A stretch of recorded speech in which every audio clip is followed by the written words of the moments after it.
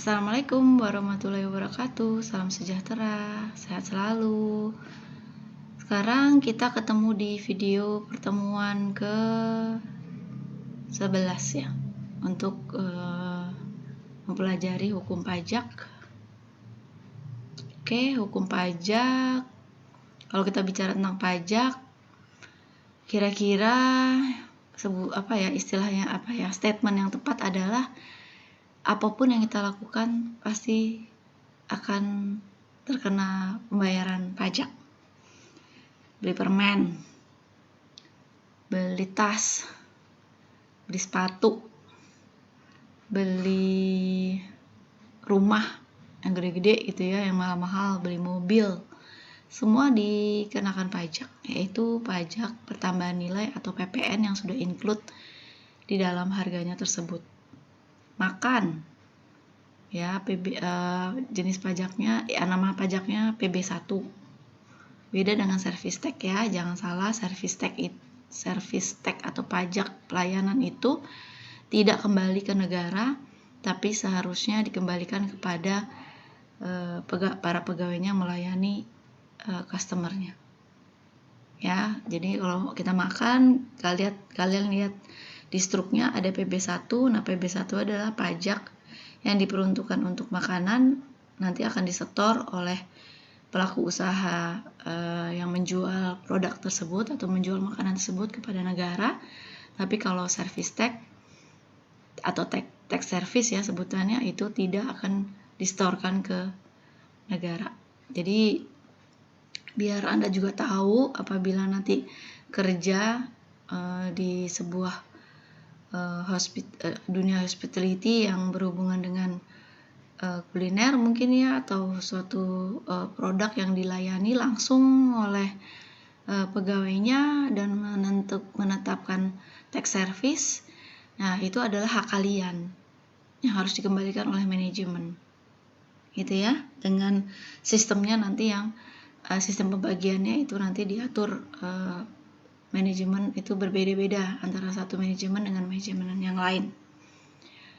Oke ya, itu sekilas secara umum sebagai pembuka untuk kita bicarakan tentang hukum pajak. Oke, ini pengertiannya. Pajak adalah suatu kumpulan peraturan-peraturan yang mengatur hubungan antara pemerintah dan rakyat. Hukum pajak bagian dari hukum publik. Ini udah kita bahas di awal pertemuan. Hubungan hukum pajak dan hukum perdata itu merupakan timbal balik. Ya, karena ada hukum perdata, di dalamnya ada hukum perorangan, menyangkut subjek hukumnya, si rakyat dan pemerintahnya. Kemudian ada hukum keluarga. Nanti kalau kita bicara pajak penghasilan, statusnya menikah atau tidak, itu berbeda pajaknya, gitu ya. Terus berhubungan dengan hukum kekayaan atau kebendaan, itu pajak istilahnya mengambil bagian dari harta kekayaan warga negaranya dan sebagainya. Itu makanya dikatakan hubungan hukum pajak dan hukum perdata itu timbal balik. Oke, itu maksudnya ya. Oke, ini pajak dilihat dari sisi hukum. Pajak merupakan perikatan yang timbul karena undang-undang, jadi sudah ditetapkan dan itu wajib ya, yang kepada orang-orang yang mempunyai persyaratan subjektif dan objektif. Subjektif berarti dia mempunyai memumpuni untuk mempunyai hak dan kewajiban. Objektif punya penghasilan yang dikenakan pajak. Ukuran penghasilan itu bisa kena pajak, gitu ya. Sesuai yang ditentukan oleh undang-undang untuk membayar suatu jumlah tertentu kepada negara, dalam kurung masyarakat. Kenapa dibilang negara tapi dalam kurung masyarakat? Karena tujuannya adalah pajak itu akan kembali ke masyarakat dalam bentuk fasilitas. Ya, walaupun dalam kenyataannya mungkin ada sebagian warga yang tidak merasakan, saya bayar pajak tiap bulan untuk pajak usaha, saya bayar pajak dari penghasilan saya dipotong setiap bulan, disetorkan per tahun, tapi saya nggak merasakan apa-apa fasilitasnya. Nah, kemungkinan besar fasilitas-fasilitas yang dibangun dengan duit dari pajak itu ya tidak secara langsung, ya. Nih, tidak ada mendapat imbalan secara langsung dapat ditunjuk. Maksudnya kadang-kadang ya nggak secara langsung itu merupakan kebutuhan Anda, tapi mungkin kebutuhan untuk orang lain. Kayak misalnya jembatan penyeberangan, atau misalnya badan jalan untuk sepeda, untuk pejalan kaki ya. Nah, itu dibangun kan kalau kita tidak di daerah itu, kalau kita tidak memanfaatkan fasilitas itu ya kita tidak merasakan secara langsung, itu maksudnya ya. Oke, pajak dilihat dari ekonomi. Merupakan peralihan kekayaan dari sektor swasta ke sektor pemerintah. Sektor swasta itu maksudnya warga ke sektor pemerintah berdasarkan peraturan-peraturan yang dapat dipaksakan dan otomatis mengurangi income anggota masyarakat tanpa memperoleh imbalan yang secara langsung. Nah, ini ada lagi ya, tidak secara langsung, namun merupakan income bagi masyarakat. Jadi manfaat itu dianggap sebagai income. Walaupun tadi ya manfaatnya bisa dirasakan tidak langsung, yang digunakan untuk membiayai pengeluaran masyarakat itu sendiri. Ya. Pengulangan pajak, ada pajak langsung, pajak tidak langsung. Pajak langsung itu adalah pajak yang dikenakan pada saat kita melakukan transaksi tapi ditagihkan kemudian gitu. Nah, pajak tidak langsung itu pajak yang dikenakan pada saat transaksi langsung ya, pada saat itu juga.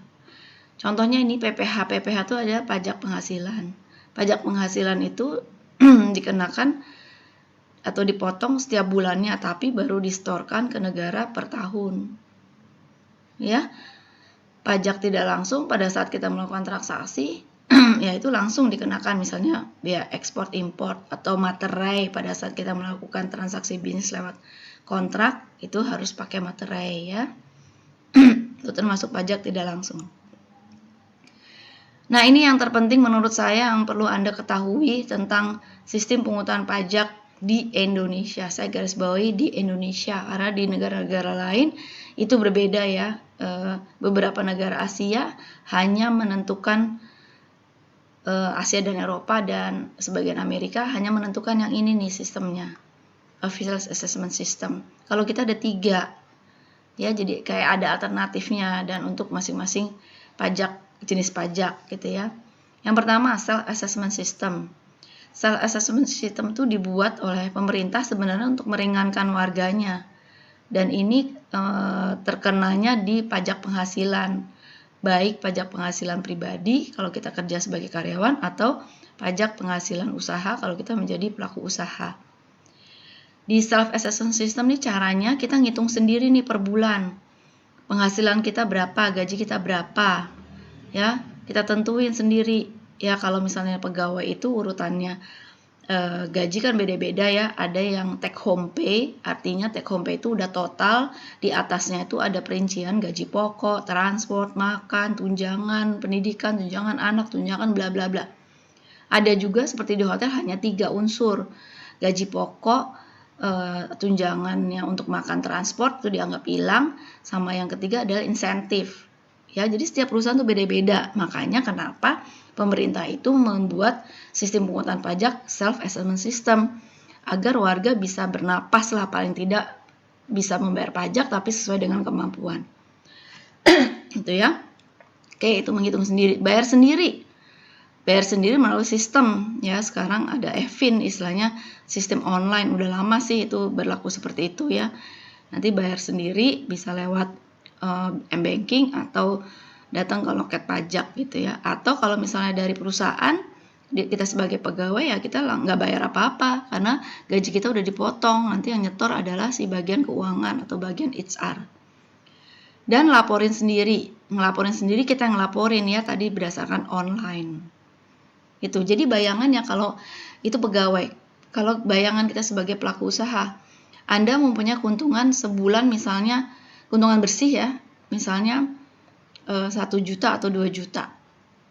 Oke, mau dilaporkan per bulan ya silahkan, tapi mau diakumulasi per tahun itu batasnya sampai Maret tahun depannya itu diperbolehkan, mau diakumulasi atau dibayar per bulan. Kalau mau repot ya per bulan.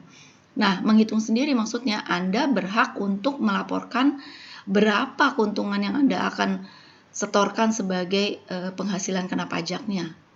Misalnya yaitu tadi keuntungannya 2 juta, tapi Anda mau melaporkan 1 juta karena 1 jutanya mungkin lagi untuk ada keperluan lain, untuk modal apa yang bulan itu sebenarnya belum keluar, masih merupakan keuntungan, tapi di hold untuk nanti mungkin bulan depan ada rencana pembelian untuk modal kerja apa gitu ya, itu boleh dilaporkan 1 juta gitu. Oke ya.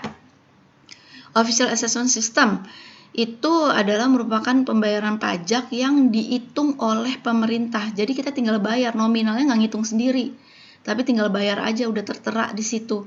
Contohnya adalah PBB, pajak bumi dan bangunan. Kalau punya rumah itu harus bayar PBB, atau STNK ya untuk kendaraan bermotor.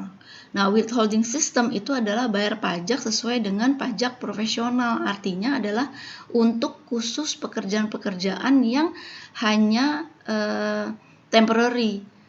Kalau di sini adalah pajak penghasilan pegawai yang tiap bulan rutin dapat penghasilannya. Kalau ini misalnya ada sebagai penceramah, kemudian mungkin dia pembicara, atau mungkin dia pemain musik di di kafe-kafe, kan nggak selalu ada order gitu ya. Ini bayarnya pakai sistem withholding system. Kadang-kadang malah yang kalau kita misalnya sebagai pemain band, kita diundang kafenya itu adalah merupakan pelaku usaha yang terdaftar dan merupakan wajib pajak dan bayar pajak, itu kita nggak perlu nyetor sendiri pajaknya, otomatis fee yang kita dapat itu udah kepotong oleh pajak yang dihitung berdasarkan withholding system gitu ya, tinggal kita minta faktur pajaknya aja. Oke ya. Mungkin saya teruskan di video berikutnya sebelum kepotong nih ya. Terima kasih.